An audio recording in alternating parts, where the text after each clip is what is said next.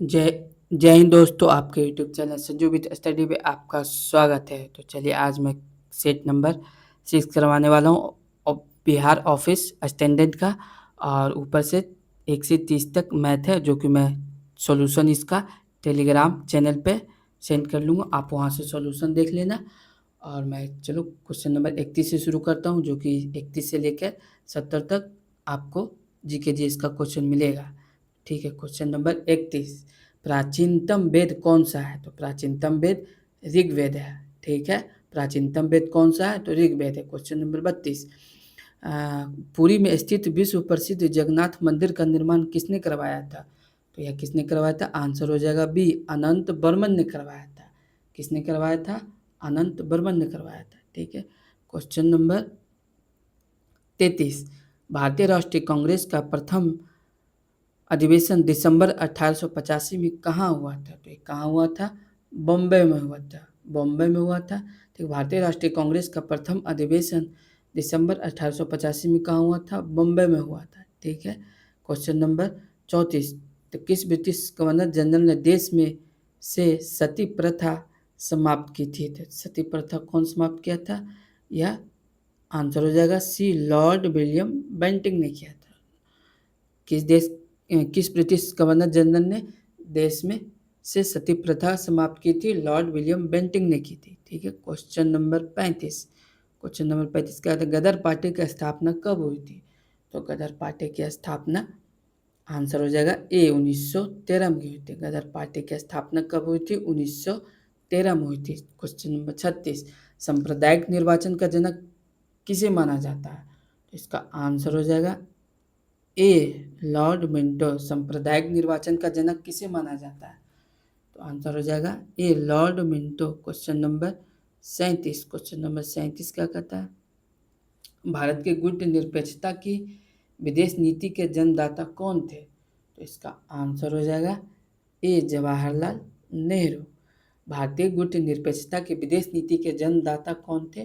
तो यह थे जवाहरलाल नेहरू। क्वेश्चन नंबर 38, किस घटना ने राष्ट्रवाद की अवधारणा को जन्म दिया? तो किस घटना ने राष्ट्रवाद की अवधारणा को जन्म दिया? तो यह हो जाएगा फ्रांस की क्रांति। इसका आंसर हो जाएगा बी, राष्ट्रवादी की अवधारणा किसने दिया? फ्रांस की क्रांति ने। क्वेश्चन नंबर 39, क्वेश्चन नंबर 39 क्या कहता है? जापान में रक्तहीन क्रांति या मेजी पुनः स्थापना किस वर्ष हुई थी? तो किस वर्ष हुई थी? आंसर हो जाएगा बी, 1868 एडी में। जापान में रक्तहीन क्रांति या मेजी पुनः स्थापना किस वर्ष में हुई थी? 1868 एडी में। और क्वेश्चन नंबर 40, बोस्टन बंदरगाह पर 340 चाय के बॉक्सों को समुद्र में फेंका गया, इस घटना को किस नाम से जाना जाता है? तो यह इसका आंसर हो जाएगा सी, बोस्टन टी पार्टी के नाम से जाना जाता है। बोस्टन बंदरगाह पर 340 चाय के बॉक्सों को समुद्र में फेंका गया, इस घटना को किस नाम से जाना जाता है? बोस्टन टी पार्टी के नाम से जाना जाता है। क्वेश्चन नंबर 41, क्वेश्चन नंबर 41 क्या कहता है? इनमें से कौन सा सबसे अधिक घनत्व वाला है? कौन सा ग्रह है जो सबसे अधिक घनत्व वाला ग्रह है? तो यह हो जाएगा पृथ्वी। यह हो जाएगा पृथ्वी। क्वेश्चन नंबर 42, क्वेश्चन नंबर 42 क्या कहता है? संयुक्त राष्ट्र अमेरिका को छोड़कर विश्व के निम्न देशों में से कौन सा देश कच्चे तेल का सर्वाधिक उत्पादन करता है? तो कौन करता है? यह सऊदी अरब करता है। आंसर सी, संयुक्त राष्ट्र अमेरिका को छोड़कर विश्व के निम्न देशों में से कौन सा देश कच्चे तेल का सर्वाधिक उत्पादन करता है? तो यह सऊदी अरब करता है। ठीक है, क्वेश्चन नंबर 43, क्वेश्चन नंबर 43 क्या कहता है? पारिस्थितिक तंत्र में विभिन्न पोषी स्तरों के माध्यम से ऊर्जा प्रवाह डैश डैश है। तो इसका आंसर हो जाएगा बी, प्रत्येक उच्चतर पोषी स्तर के साथ कम हो जाता है। ठीक है, क्वेश्चन नंबर 44, भारत में स्वर्ण रेशा क्रांति संबंधित है। तो भारत में स्वर्ण रेशा क्रांति संबंधित है, यह हो जाएगा जूट से। ठीक है, आंसर हो जाएगा D. Question number 45, question number 45 क्या कहता है? भूरा कोयला के रूप में किसे जाना जाता है? तो भूरा कोयला के रूप में लिग्नाइट को जाना जाता है। भूरा कोयला के रूप में किसे जाना जाता है? तो यह लिग्नाइट के रूप में जाना जाता है। क्वेश्चन नंबर 46, भारतीय संविधान की रचना में निम्नलिखित में से किसने सर्वाधिक गंभीर प्रभाव छोड़ा है? तो इसका आंसर हो जाएगा डी, भारत सरकार अधिनियम 1935, जो कि सबसे ज़्यादा यहीं से लिया गया है। भारतीय संविधान की रचना में निम्नलिखित में से किसने सर्वाधिक गंभीर प्रभाव छोड़ा है? तो भारत सरकार अधिनियम 1935। क्वेश्चन नंबर 47, क्वेश्चन नंबर 47 का इनमें से कौन भारत के उपराष्ट्रपति कभी नहीं रहे? तो यह कभी नहीं रहे, कौन हो जाएगा? इसका आंसर हो जाएगा ए, फखरुद्दीन अली अहमद। इनमें से कौन भारत के उपराष्ट्रपति कभी नहीं रहे? तो फखरुद्दीन अली अहमद नहीं रहे, यानी कि और बाकी 3 रहे हैं। डॉक्टर एस राधाकृष्णन भी रहे, बीबी गिरी भी रहे और डॉक्टर जाकिर हुसैन भी रहे। ठीक है। क्वेश्चन नंबर 48, निम्न में से कौन सा विभाग वित्त मंत्रालय के अधीन है? तो कौन सा विभाग वित्त मंत्रालय के अधीन है? तो आंसर हो जाएगा ए, इनमें से सभी। आर्थिक मामलों का विभाग भी और राजस्व विभाग भी और व्यय विभाग भी। क्वेश्चन नंबर 49 क्या कहता है? आज़ादी के बाद भाषा के आधार पर भारत के राज्यों का पुनर्गठन किस वर्ष में हुआ? तो इसका आंसर हो जाएगा सी, 1953 में हुआ। आज़ादी के बाद भाषा के आधार पर भारत के राज्यों का पुनर्गठन किस वर्ष में हुआ? 1953 ईस्वी में हुआ। ठीक है। क्वेश्चन नंबर 50, हमारे संविधान के किस अनुच्छेद में पर्यावरण का संरक्षण तथा संवर्धन उपबंधित है? तो इसका आंसर हो जाएगा बी, अनुच्छेद 48 के क। हमारे संविधान के किस अनुच्छेद में पर्यावरण का संरक्षण तथा संवर्धन उपबंधित है? अनुच्छेद 48 के क में। क्वेश्चन नंबर 51 क्या कहता है? निम्नलिखित में से कौन उत्पादक है? तो ये निम्नलिखित में से कौन उत्पादक है? बढ़ई है जो उत्पादक है। क्वेश्चन नंबर 52, किस पंचवर्षीय योजना का मुख्य उद्देश्य तीव्र और अधिक समावेशी वृद्धि है? तो इसका आंसर हो जाएगा सी, 11वीं पंचवर्षीय योजना।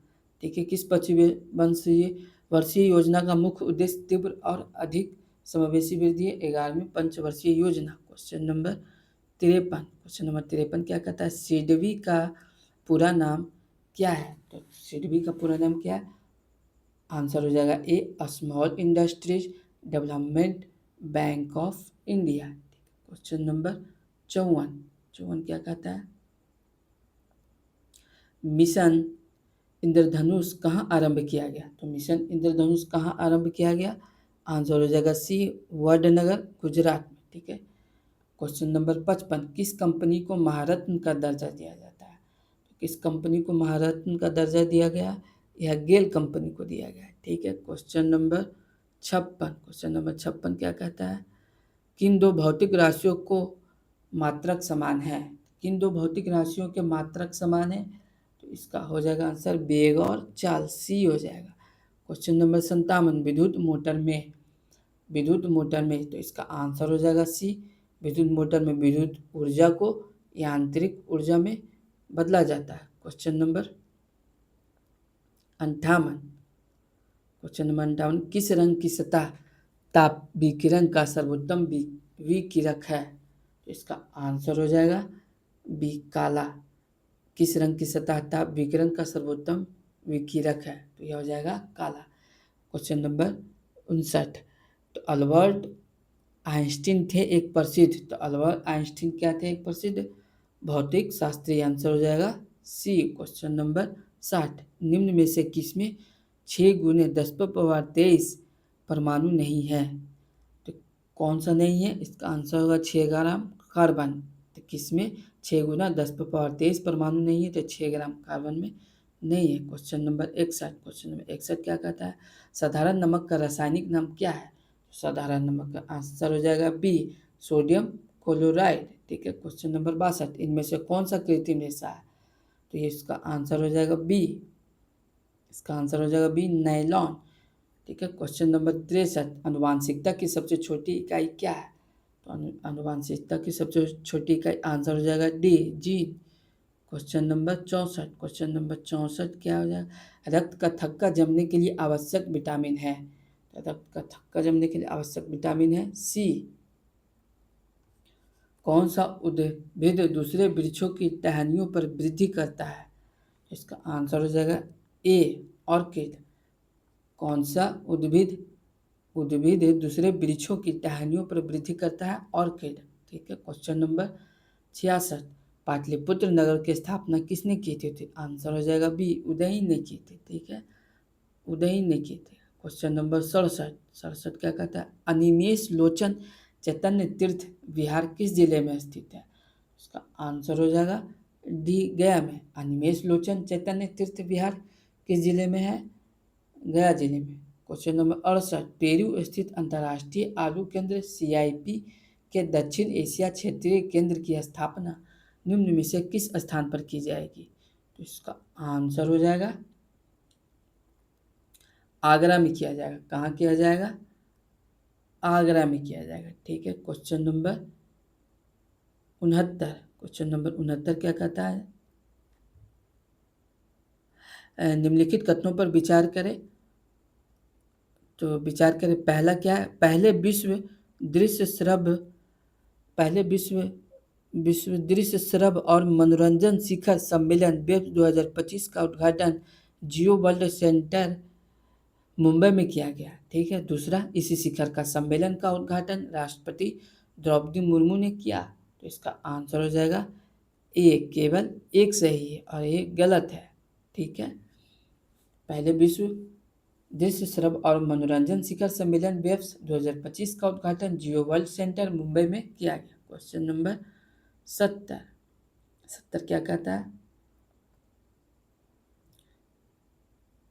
क्वेश्चन नंबर 70 क्या कहता है? मई 2025 में प्रधानमंत्री नरेंद्र मोदी ने विझिंझम अंतर्राष्ट्रीय डीप वाटर बहुउद्देशीय बंदरगाह को राष्ट्र को समर्पित किया। यह बंदरगाह भारत के किस राज्य में है? तो यह भारत के विझिंझम केरल राज्य में। ठीक है। हवा, अब यहाँ से आपको हिंदी व्याकरण का क्वेश्चन मिलेगा 30 क्वेश्चन। तो चलिए देखते हैं दोस्तों, हवा कौन सा शब्द है? तो हवा है, इसका आंसर हो जाएगा डी, संज्ञा। क्वेश्चन 72, निम्नलिखित में से किस वाक्य में सर्वनाम का प्रयोग हुआ है? तो किस वाक्य का हुआ? मैं दिल्ली कल जा रहा हूँ, इसमें किस वाक्य में सर्वनाम का प्रयोग हुआ है? क्वेश्चन नंबर 73, क्वेश्चन नंबर 73 क्या कहता है? क्वेश्चन नंबर 73, निम्नलिखित में लिंग की दृष्टि से असंगत युग्म है। तो लिंग की दृष्टि से असंगत युग्म कौन सा है? तो इसका आंसर हो जाएगा सी, टोकरा टोकरी। असंगत है, यानी लेखक लेखिका भी है, चूहा चूहिया भी है, पतीला पतीले भी है। क्वेश्चन नंबर 74, मुझे छोटी बच्ची के लिए कुछ नए कपड़े खरीदने हैं, वाक्य में कितने विशेषण शब्द हैं? तो इसका आंसर हो जाएगा 3 विशेषण शब्द है। क्वेश्चन नंबर 75, क्वेश्चन नंबर 75 क्या कहता है? अर्पणा शब्द का पर्यायवाची है। तो अर्पणा शब्द का पर्यायवाची है पार्वती। क्वेश्चन 76, दिए गए विकल्पों में से सुधा का समानार्थी शब्द कौन सा है? तो सुधा का समानार्थी शब्द है सी, अमृत। क्वेश्चन नंबर 77, क्वेश्चन नंबर 77 क्या कहता है? सभी चिट्ठियां डाक से भेजी गई, इसमें करता है चिट्ठियां। ठीक है। Question number 68, sorry question number 78, घोंघा बसंत मुहावरे का अर्थ है। घोंघा बसंत मुहावरे का अर्थ है, इसका आंसर हो जाएगा मूर्ख। इसका आंसर हो जाएगा मूर्ख। क्वेश्चन नंबर 79, दिए गए वाक्य का काल ज्ञात कीजिए। नेताजी ने भाषण दिया, तो नेताजी ने भाषण दिया हुआ किस काल का है? यह हो जाएगा डी, सामान्य भूत काल का है। क्वेश्चन नंबर 80, क्वेश्चन नंबर 80 क्या कहता है? स्वर संधि में किसका मेल होता है? तो स्वर संधि में इसका आंसर हो जाएगा ए, स्वरों का मेल होता है। क्वेश्चन नंबर 81, उद्धार का संधि विच्छेद है, तो क्या हो जाएगा? उद्धार का संधि विच्छेद उद्ध जोड़ हार, उद्धार। ठीक है। क्वेश्चन नंबर 82, अमावस्या का विलोम शब्द है। अमावस्या का विलोम शब्द है पूर्णिमा। ठीक है। क्वेश्चन नंबर 83, क्वेश्चन नंबर 83 क्या कहता है? साहस का विलोम शब्द है। साहस का विलोम शब्द है भय। क्वेश्चन नंबर 84, भरपेट में कौन सा समास है? भरपेट में कौन सा समास है? तो अव्ययभाव समास है। ठीक है। क्वेश्चन नंबर 85, क्वेश्चन नंबर 85 क्या है? बहु बहुत कंजूसी का आशय व्यक्त करने के लिए उपयुक्त लोकोक्ति है। तो इसका आंसर हो जाएगा सी, चमड़ी जाए पर दमड़ी ना जाए। बहुत कंजूसी का मतलब चमड़ी जल जाए लेकिन दमड़ी न जाए। ठीक है, क्वेश्चन नंबर 86, जिसे इंद्रियों से अनुभव न किया जा सके वाक्यांश के लिए एक शब्द है, तो यह क्या हो जाएगा? अतिनिंद्रिय, अतिनिंद्रिय, अतीन्द्रिय। ठीक है, क्वेश्चन नंबर 87, क्वेश्चन नंबर 87 क्या कहता है? वर्तनी की दृष्टि से शुद्ध शब्द है, तो वर्तनी की दृष्टि से शुद्ध शब्द है सी, प्रमाणिक। ठीक है, क्वेश्चन नंबर 88, अशुद्ध वाक्य दिए गए हैं अतः शुद्ध वाक्य का चयन कर में से सही विकल्प का चयन कीजिए। हमने जो कहे थे वही सत्य है, तो इसका आंसर हो जाएगा सी, हमने जो कहा था वही सत्य है, इसका शुद्ध वाक्य हुआ। क्वेश्चन नंबर 89, क्वेश्चन नंबर 89 क्या कहता है? लिंग की दृष्टि से एक वाक्य शुद्ध है, तो लिंग की दृष्टि से एक वाक्य शुद्ध है, सिपाही की पगड़ी लाल है। ठीक है, क्वेश्चन नंबर 90, क्वेश्चन नंबर 90 क्या कहता है? अगहन का तत्सम रूप कौन सा है? अगहन का तत्सम रूप हो जाएगा अग्रहायन। ठीक है, क्वेश्चन नंबर 91, अंगोछा किसका तद्भव शब्द है? तो अंगोछा हो जाएगा अंग अंग प्रौछा। ठीक है, क्वेश्चन नंबर 92, क्वेश्चन नंबर 92 क्या कहता है? निम्न में से अत्याचार शब्द में कौन सा उपसर्ग है? तो कौन सा है? अत्या मतलब अति, अति है जो उपसर्ग है। क्वेश्चन नंबर 93, एक में उपसर्ग का योग नहीं है, तो एक में उपसर्ग का योग नहीं है, तो इसका आंसर हो जाएगा अश्व। ठीक है, क्वेश्चन नंबर 94, क्वेश्चन नंबर 94 क्या कहता है? अनुकरणीय शब्द में कौन सा प्रत्यय लगा हुआ है? तो इसका आंसर हो जाएगा बी, ये। अनुकरणीय में ये लगा हुआ। हिंदी साहित्य का आलोचनात्मक इतिहास किसने लिखा? तो इसका आंसर हो जाएगा राजकुमार वर्मा ने लिखा। मोको कहाँ ढूंढे बंदे मैं तो तेरे पास में, यह उक्ति किस संत कवि की है? मोको कहाँ ढूंढे बंदे मैं तो तेरे पास में, यह उक्ति किस संत के कवि की है? तो इसका आंसर हो जाएगा बी, कबीरदास के। ठीक है, क्वेश्चन नंबर 97, रामचंद्रिका किस कवि की कृति है? तो रामचंद्रिका है केशव दास की। ठीक है, केशव दास के। क्वेश्चन नंबर 98, अब यहाँ से गद्यांश शुरू है, इसको अच्छे से पढ़ना है और जवाब देना है, प्रश्नों का उत्तर देना है। तो चलिए मैं शुरू करता हूँ, पढ़ता हूँ। क्या कह रहा है? हमारे व्यवहारिक अथवा वास्तविक जीवन में भी यही सिद्धांत काम करता है कि हम समाज अथवा लोगों को जो देते हैं वही हमारे पास लौट कर आता है। हम लोगों से प्यार करते हैं तो लोग भी हमें प्यार करते हैं, लेकिन यदि हम लोगों से घृणा करते हैं तो वो भी हमसे घृणा ही करेंगे, इसमें संदेह नहीं। यदि हम सबके साथ सहयोग करते हम इसके सबके साथ सहयोग करते हैं अथवा ईमानदार बने रहते हैं तो दूसरों की भी हमारी प्रति सहयोगात्मक और ईमानदार हो जाते हैं। इसे आकर्षण का नियम कहा गया है। हम जैसा स्वभाव विकसित कर लेते हैं वैसे ही चीज़ें हमारी ओर आकर्षित होती है। गंदगी मक्खी को आकर्षित करती है तो फूल तितली को आकर्षित करते हैं। यदि हम स्वयं को फूल जैसा सुंदर, सुवासित, मसृण, रंगीन अर्थात सुंदर गुणों से युक्त बना लेंगे तो स्वाभाविक है कि समाज सुंदर गुणी व्यक्ति हमारी ओर आकर्षित होंगे ही। यदि हम चाहते हैं कि हमारे संपर्क में केवल लोग ही आए तो हमें स्वयं को उनके अनुरूप बनाना होगा, दुर्गुणों में नहीं सद्गुणों में। अपने व्यवहार को व्यवस्थित व आदतों को अच्छा करना होगा, अपनी वाणी को कोमल व मधुर बनाना होगा। केवल मात्र बाहर से नहीं मन की गहराइयों में स्वयं को सुंदर बनाना होगा। यदि हम बाहरी रूप स्वरूप से नहीं वरन मन से सुंदर बन पाते हैं तो विचार और कर्म स्वयं सुंदर हो जाएंगे। जीवनी रूपी सितार ठीक बजने लगेगा, जीवन के प्रति सत्यम शिवम और सुंदरम का आकर्षण बढ़ने लगेगा। चलिए अब मैं आता हूँ प्रश्न पर। प्रश्न नंबर 98 क्या कहता है? अपने व्यवहार को व्यवस्थित और आदतों को अच्छा करने से क्या होगा? तो इसका आंसर हो जाएगा ए, अच्छे लोग ही हमारे संपर्क में आएंगे। क्वेश्चन नंबर 99, क्वेश्चन नंबर 99 क्या कहता है? हमारे व्यवहार और कार्य स्वयं ठीक हो जाएंगे यदि हम क्या हो जाएंगे? इसका आंसर हो जाएगा सी, यदि हम बाहर से नहीं बल्कि भीतर से भी अच्छे बने, तभी तो हम हमारे व्यवहार और कार्य स्वयं ठीक हो जाएंगे।